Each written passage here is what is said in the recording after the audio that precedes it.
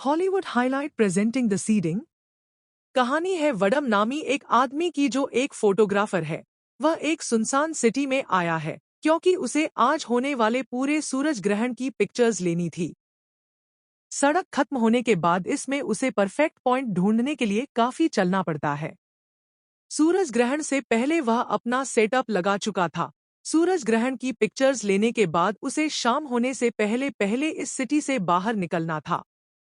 वह पैदल चलते हुए जब अपनी गाड़ी तक जा रहा था तो रास्ते में उसे इस सुनसान चेहरा में एक रोता हुआ बच्चा मिलता है। इस सुनसान इलाके में एक अकेले बच्चे का होना अजीब बात थी।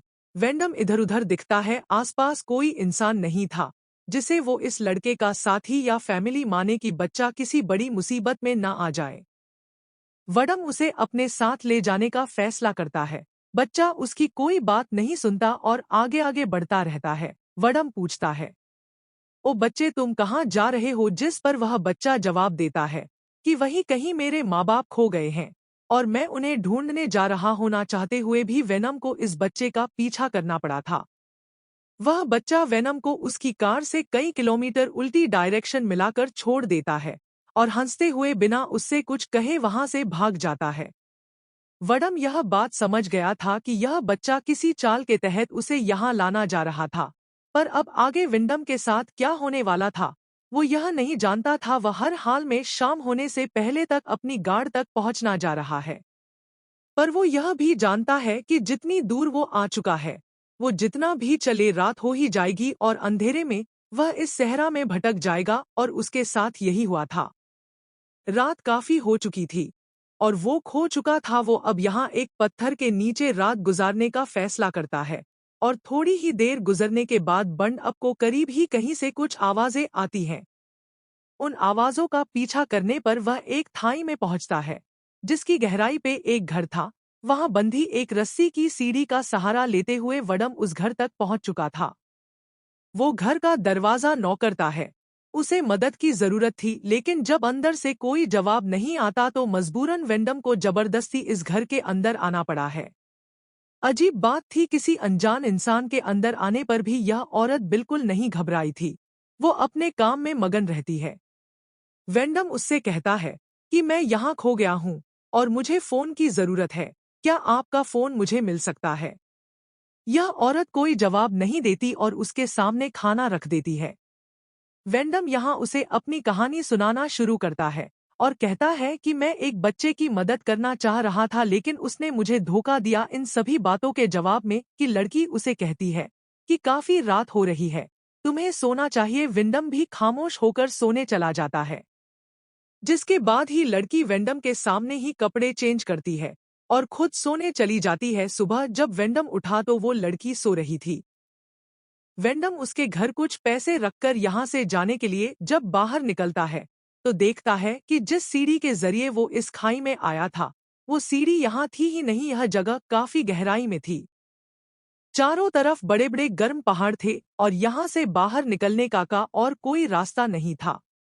उस लड़की के जागने पर वेंडम उससे पूछता है कि वो सीढ़ी कहाँ गई। लड़की कहती है, मुझे नहीं मालूम, वो लोग कभी कभार ही उस सीढ़ी को वहां रखते हैं। वडम उससे पूछता है कि यहाँ कोई और लोग भी रहते हैं, जिस बात का लड़की कोई जवाब नहीं देती। वडम अब इंतजार करता है कि शायद वो लोग सीढ़ी वहां वापस लगा देंगे। टाइम पास के लिए वो इधर-उधर की तस्वीरें लेने लगता है और दोपहर तक जब वहां कोई सीढ़ी नहीं आती तो वडम खुद ही इन पहाड़ों के ऊपर चढ़ने का फैसला करता है, पर इन गर्म पहाड़ों पर चढ़ना काफी मुश्किल था।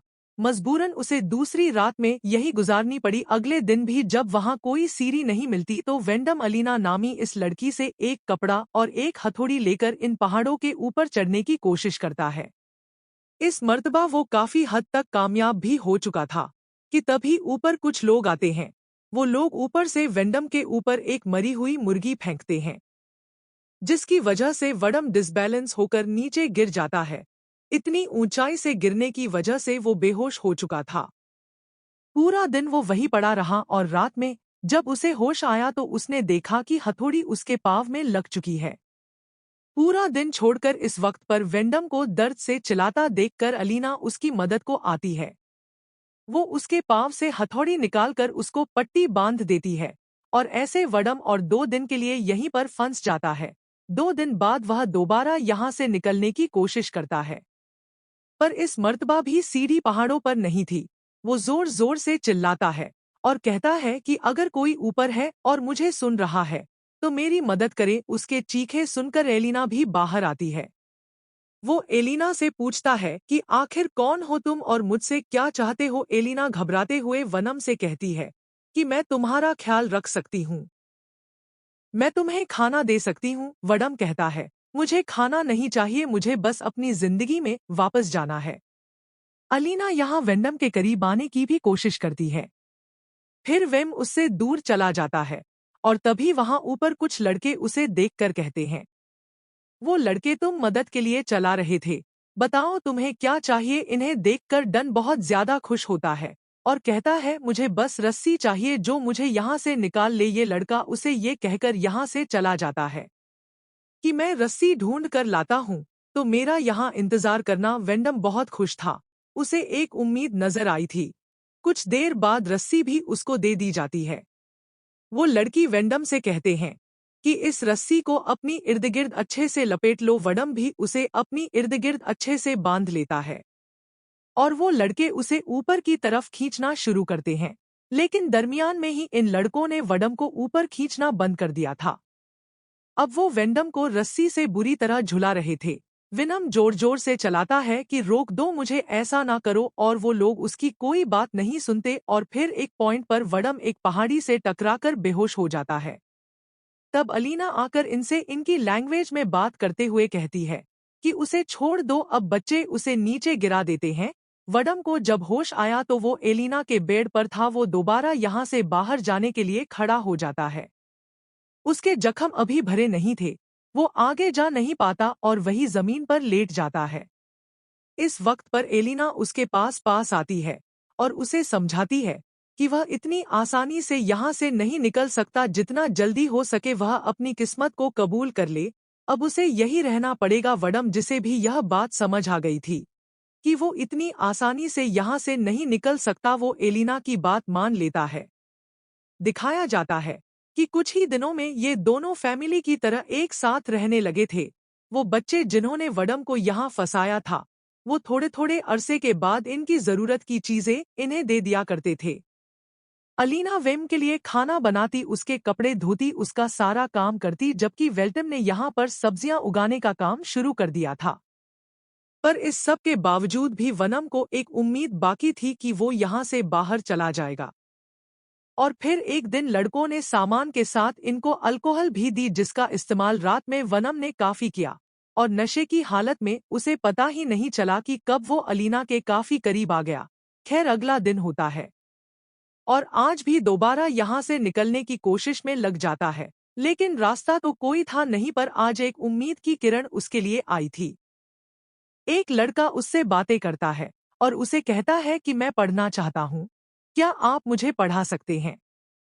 वनम उसे कहता है, हाँ क्यों नहीं, जरूर, एक मर्तबा तुम मुझे यहाँ से बाहर निकाल लो, हम बाहर जाकर एक फैमिली बन जाएंगे और वहाँ मैं तुम्हें सब कुछ सिखा दूंगा। वो लड़का जवाब में कहता है, पता नहीं, शायद मैं ऐसा नहीं कर पाऊंगा। मैं आपको यहाँ से बाहर तभी निकाल सकता हूँ जब मेरे बाकी साथी या तो कहीं दूर गए हो या फिर सो रहे हो, लेकिन हाँ, मैं आपकी मदद जरूर करूंगा। आप तैयार रहना। पंडम कहता है, हाँ क्यों नहीं, जरूर। उनकी इन्हीं बातों के दौरान उस लड़के के साथी ने आकर उसे वेंडम से बातें करते देखकर उसे पकड़ लिया था। अब जब वह घर आता है तो एलिना उसे बताती है कि वह प्रेग्नेंट है, जो सुनने के बाद एंडम काफी परेशान हो चुका था। काफी अरसे का वक्त भी गुजर गया था और अभी तक वो बच्चा जिसने कहा था कि वो वडम की मदद करेगा, वो भी नहीं आया था। और एक रात अब उन्हें ऊपर से लड़कों की अजीबोगरीब आवाजें सुनाई देती है, जिस पर एलिना बताती है कि वो लड़के अपना कोई रिचुअल कर रहे हैं। वेंडम की अगली सुबह नीना की रोती और चिल्लाती आवाजों सी हुई थी। वो जब बाहर आता है तो देखता है कि वो लड़का जिसने वेंडम की मदद करने को कहा था, उसको इन लोगों ने मारकर ऊपर पहाड़ों में लटका दिया था और उसे ही देखकर अलीना जोर जोर से रो रही थी। वो वेंडम से कहती है कि ये मेरा बच्चा था और तुम्हारी वजह से मारा गया वो गुस्से में होती है और एक लकड़ी का टुकड़ा उठाकर वडम को मारना शुरू करती है।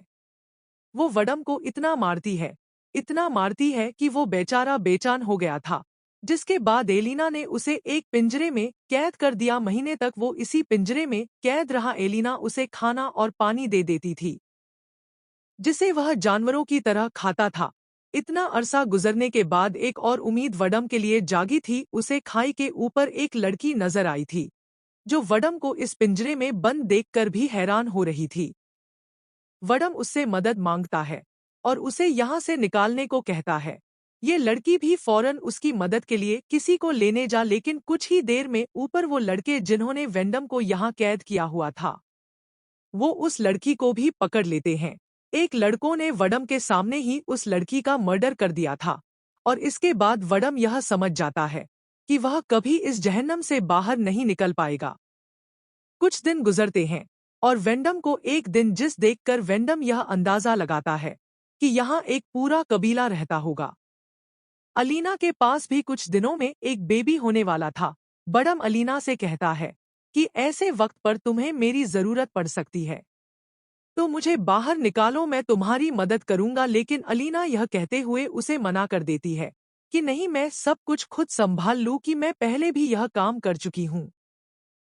और एलिना का जवाब सुनने के बाद वेम उससे कहता है कि प्लीज मुझे इस जेल से बाहर निकालो, मुझे इस जहन्नुम की जिंदगी से आज़ाद कर दो। अगर तुम ऐसा नहीं कर सकती तो मुझे मार दो। एलिना ये सारी बातें सुनते सुनते यहाँ से जा चुकी थी और वनम यही बातें बार बार चिल्ला रहा था।